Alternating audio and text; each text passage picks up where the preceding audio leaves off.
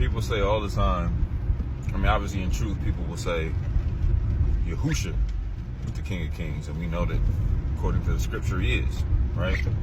But even people in Christianity, when they say things like, Jesus is King, right?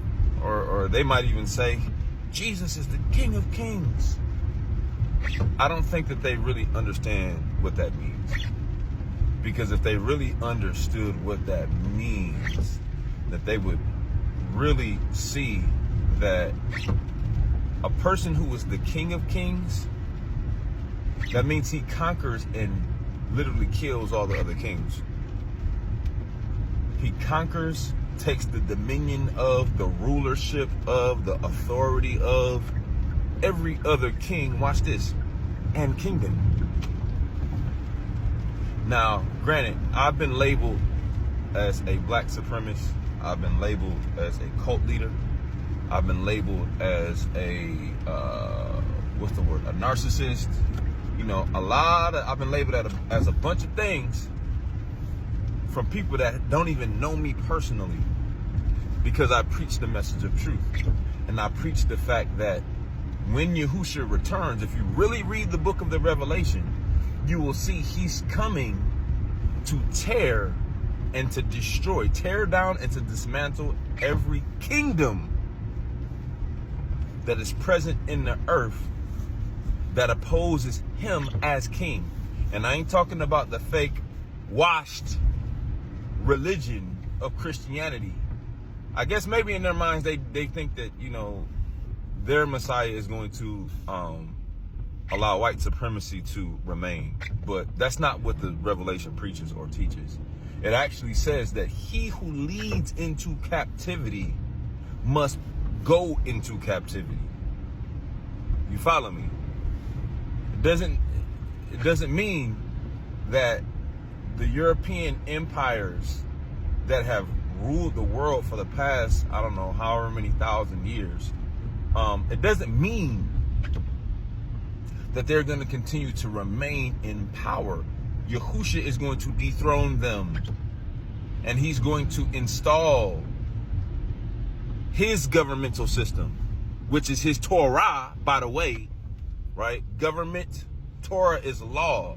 Government establishes law, rule, regulation, morally, right?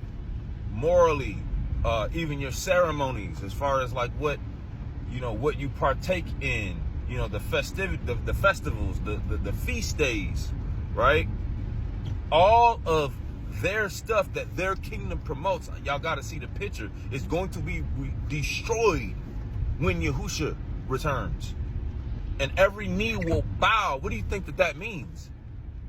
Y'all think y'all still gonna have y'all weird whitewashed European Christianity and our people thinking that we just random monkeys? And come on, man, no, that ain't what it is. What you instilled in us is what you instilled in us is not true. So ultimately, when Hamashiach, Yahusha, sits on his throne here in this realm, in the renewed Jerusalem, which is coming down, like it says in the book of the Revelation. Watch this, y'all. When that happens, oh, you gotta understand. When that happens, all these other governments, they don't bow. It's a wrap. That's what that means. So it's not just the king, him being the King of Kings. It's him reinstilling the dominion that was given to the house of Israel. Us being the head and not the tail. Right? So I want y'all to see how, yeah, everything that I'm preaching as it pertains to us being the people, Yahusha being our bloodline kinsman redeemer, him and his throne being established, and him reinstituting the Torah that they have slowly taken us away from in our captivity. All of that is being reinstalled. All of that is being reestablished in his reign as the King of Kings. And obviously, if you read chapter 19, it literally says he's going to thrust through kings. It's going to be so much bloodshed that they're going to be feeding the dead bodies to the fowls of the air. It's Bible.